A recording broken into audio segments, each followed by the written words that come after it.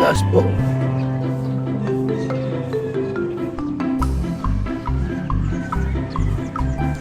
Taas.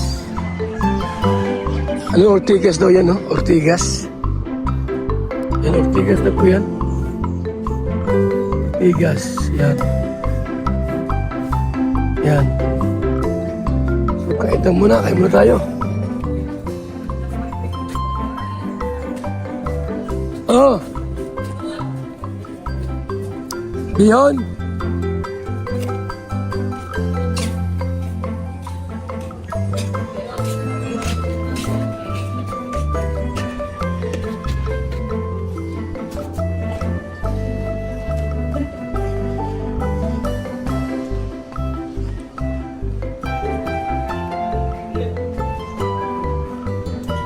Pero kung galing niya naman,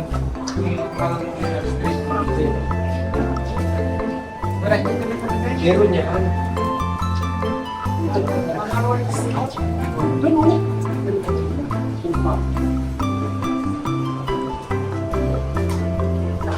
Ayos.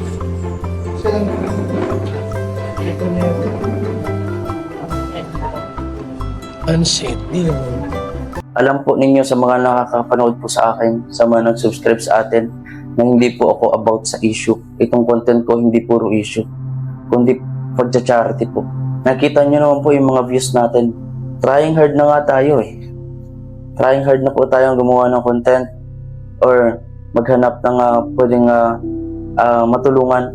No, ako po sa totoo lang, no, pagamat wala pa tayong kakayahan talagang tumulong ng malaki, ginagawa po natin para pag ang goal ko po kasi pag naka-scout, i-refer ko po sa talagang mas may kakayahan na tumulong, no, katulad ni Kuya Val, Kalinga Prab. Yan po dito mga kaibigan, no?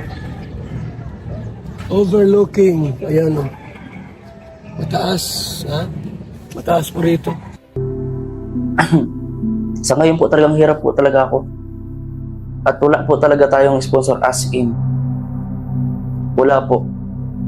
As in po. Kaya kung di pa ako magtatrabaho, di wala pong mangyayari.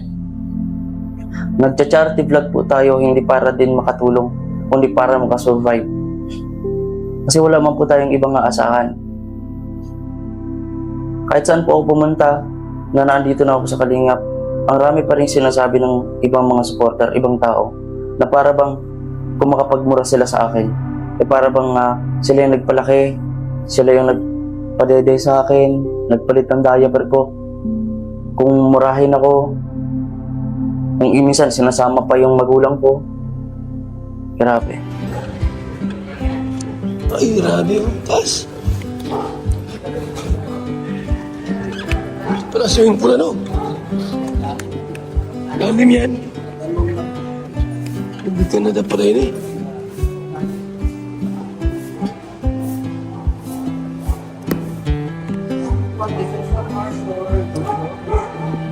Ilang po pwede po ako sa lalaki. Ah,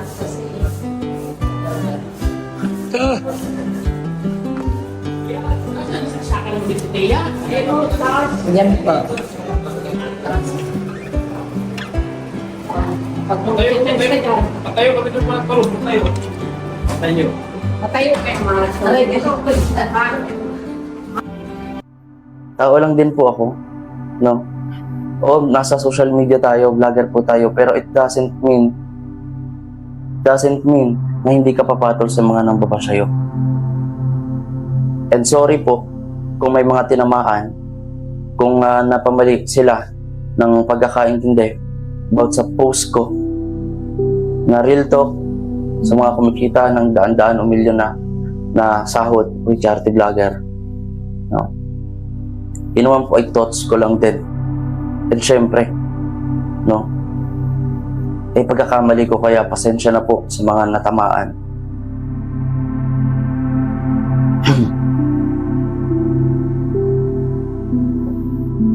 Nagawa po ako ng video na to hindi para po humingi ng simpatya. Kung hindi po ay mag-sorry din sa inyo, no? Hindi naman po mabigat sa akin na humingi ng dispensa. about sa post na yon. Kaya, sorry po kung nakakapagbitaw ako ng mga ganong salitain. Pero sana naman po pakiusap ko na kung ngayon po ay nasa kalingap ako ay wala naman pong masama. Dahil unang-una ay dito naman po talaga ako sa kalingap. Dito po ako lumaki ang channel. Siyempre nasa pagsisipag din natin yon. Sabi ko nga, kahit saan po kayong community mapunta, kung hindi ka magsisikap sa sarili mo, ay hindi ka aangat. Pero alam niyo po ako at kilala niyo po ako na hindi po ako umangat para manira ng iba. Hindi ko po kinaangat. Hindi umangat ang channel na to ng puro paninira sa kapwa. Kaya sana po, pagbigyan niyo naman po ako na baguhin at ayusin yung mga mali ko nagawa noon. Si Bato. Oh, kilala tayo ng tatay. Ito, pintero no. Ayan. Pintero. Kilala nata. Nanonood po ako everyday ng Vlog. Ay, grabe ano. Sa YouTube. Ano to tayo? MD ka na. MD ka na da. Ship House. ano to, dating Ha? dating ano, Dating. swimming pool ko dyan. Ha? Resort. Resort. Tara na. Dito pala? Kaya pala kausap si misis niya. Birthday niya? Birthday niya. Birthday na, bago monetize pa. Lumsan na sa swimming pool. Itay. Sa mga kayo kailangan, malaking lahat.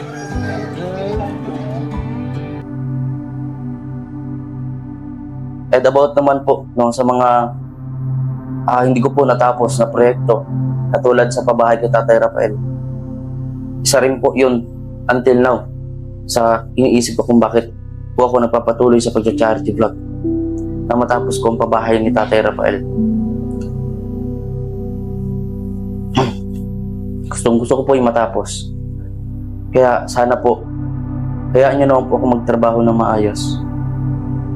Hayaan niyo ako na mag-charity ng maayos. Kasi ang hirap nun, napagod ka na nga sa trabaho, pagod ka maghapon, and then wala ka namang ina-expect na mataas ang views. Basta, makatulong ka lang. Pero, makakabasa lang tayo ng mga ganong masasakit na salita mula sa ibang tao. Na para bang kasalanan natin na umalis tayo sa ganito. Umalis tayo sa grupo nito, na wala tayo sa grupo na to. Minsan ayaw ko na lang din po magsalita. Gusto ko na lang din manahimik. Gusto ko na lang ipikit balikat lahat ng mga nariyan at nababasa ko. Pero minsan napupuno lang din po tayo dahil tao rin po tayo.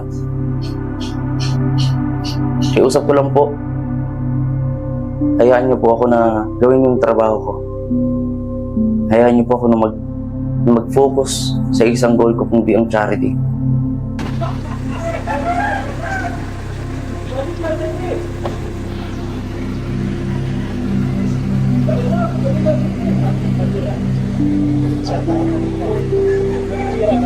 Okay na, nakarating na.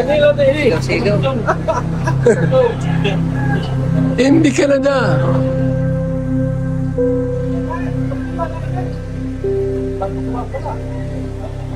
Ito ang ating mga karpintero. Para sumaya. Ha? Para sumaya kayo ha? Salamat, Kuya Bar.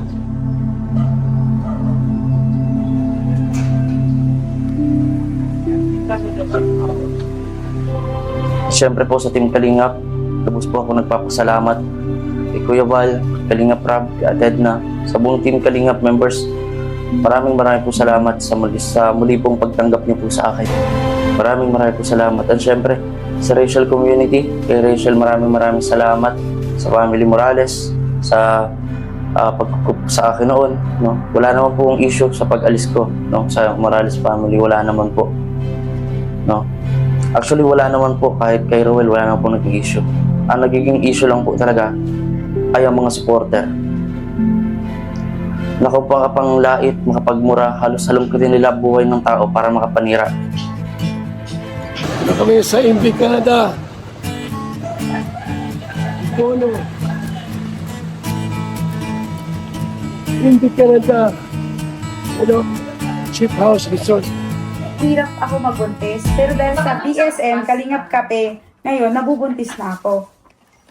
Kami mga OFW, laging pagod sa trabaho.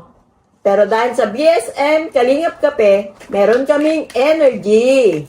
Ay mga kalingap, mag-BSM kape na kayo.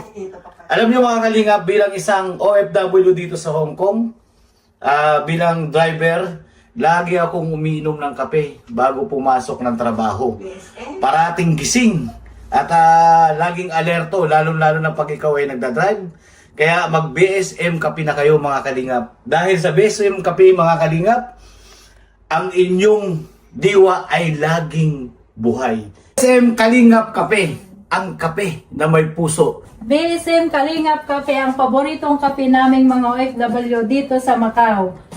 BSM Kape ang kapeng may puso.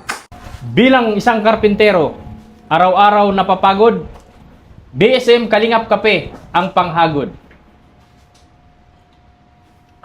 Sarap.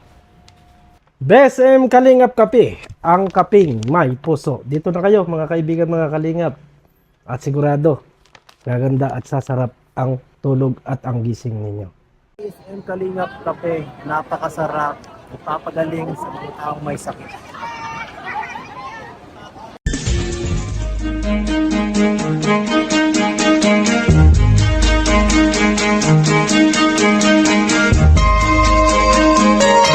Ito ang palatuntunang tunay na lingkod bayan. Ang programang tututo sa kapakanan ng mga mamamayang kapos sa kapalaran. Si Kuya Val Santos Matubang, ang inyong katuwang. Si Kuya Val, kasangga sa kahirapan, kaagapay sa kalusugan, kakampi ng mga inaapi. Magbibigay pag-asa sa mga taong nawawala na ng pag-asa sa buhay, sa mga batang biktima ng kahirapan, sa mga matatandang napapabayaan. Si Kuya Val, ang inyong sandigan. Val Santos Matubang, sa palatuntunang lingap sa may hirap.